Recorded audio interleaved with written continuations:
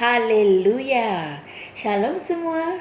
Masa untuk Rhapsody Reality. Masa untuk santapan rohani. Puji Tuhan. Hari ini, Pastor Chris ingin berkongsikan satu message yang begitu penting untuk kita, di mana ramai orang yang tidak sadar dan tidak mengenali bahawa Kristus yang ada di dalam diri mereka telah menjadikan mereka bijak. Amin. Oleh itu, tajuk perkongsian firman kita pada hari ini adalah kebijaksanaannya di dalam dan melalui kita. Haleluya. Ayat Injil pembukaan kita dipetik dari Efesus 3 ayat 10 yang berkata, supaya sekarang berbagai-bagai hikmat Allah diberitakan oleh jemaah kepada segala pemerintah dan penguasa yang di syurga. Puji Tuhan. Ungkapan diberitakan dalam ayat Injil di atas adalah genorizo dalam bahasa Yunani, dan ia bermaksud disahkan, diisytiharkan, diumumkan atau dijelaskan. Haleluya. Gereja, yaitu jemaah, telah ditetapkan oleh Tuhan untuk menempatkan, memperlihatkan atau menyatakan pelbagai ragam kebijaksanaan Allah. Hal ini sangatlah hebat, puji Tuhan. Ini bermakna gereja akan memberitakan kebijaksanaan Allah yang mengagumkan dan yang tidak berkesudahan kepada segala pemerintah dan penguasa di syurga. Haleluya. Inilah panggilan kita dalam kehidupan kita sekarang. Amin. Allah ingin memperlihatkan kuasanya, kebijaksanaannya melalui kita sekarang. Amin. Persoalannya adalah bagaimana hal ini boleh berlaku. Caranya adalah cukup mudah. Dia telah memenuhi kita dengan kebijaksanaan. Amin. 1 Korintus 1 ayat 24 menyatakan bahawa Kristus adalah kuasa dan kebijaksanaan Allah. Amin.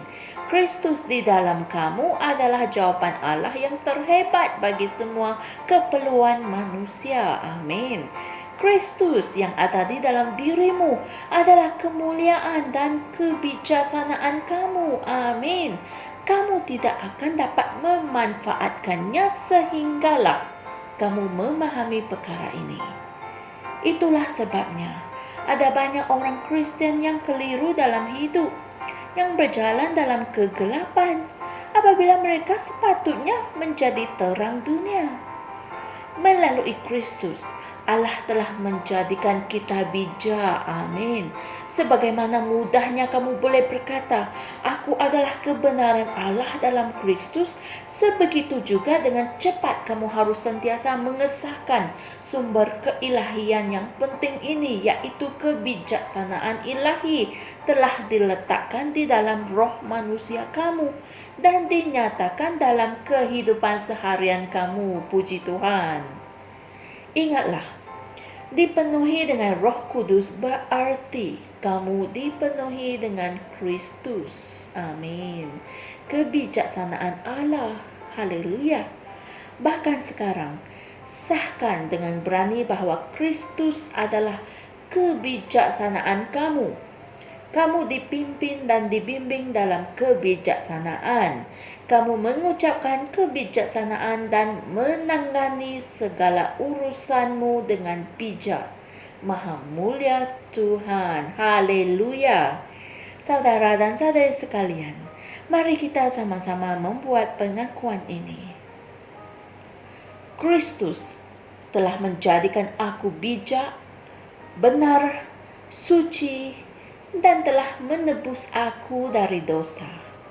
Oleh itu, aku tidak kekurangan hikmat, kerana Kristus yang menyimpan segala harta kebijaksanaan dan pengetahuan hidup di dalam diriku.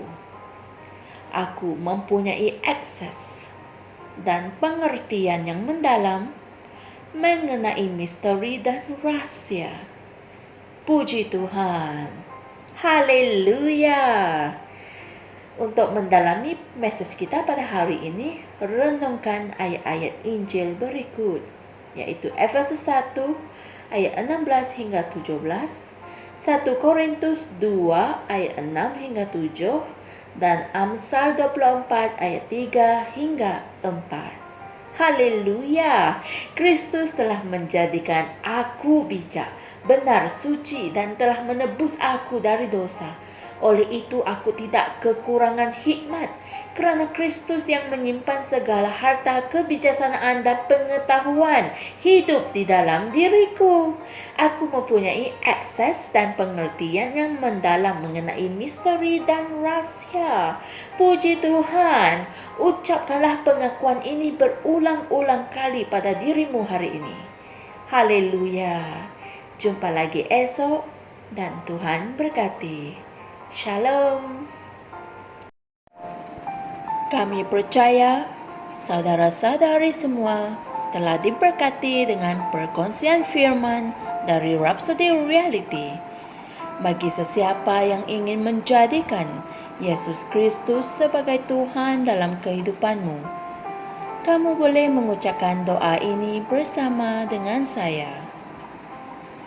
Ya Tuhan Allah, aku mempercayai Yesus Kristus, Anak Allah yang hidup dengan sepenuh hatiku. Aku percaya Dia telah mati untukku, dan Allah telah membangkitkan Dia dari kematian. Aku percaya Dia hidup hari ini. Aku mengaku dengan mulutku bahwa Yesus Kristus adalah Tuhan dalam hidupku mulai dari hari ini. Melalui Dia dan di dalam nama-Nya, aku mempunyai kehidupan yang kekal. Aku telah dilahirkan semula. Terima kasih Allah kerana menyelamatkan jiwaku. Aku sekarang adalah anak Allah. Haleluya. Tahniah, sekarang kamu telah menjadi anak Allah. Untuk apa-apa sebarang pertanyaan atau untuk mendapatkan lebih banyak maklumat mengenai bagaimana untuk bertumbuh sebagai seorang Kristian, Anda semua boleh hantar mesej di akaun Facebook kami atau email kami di tni.msia@gmail.com. Sekali lagi, tni.msia@gmail.com. Tuhan berkati Anda semua.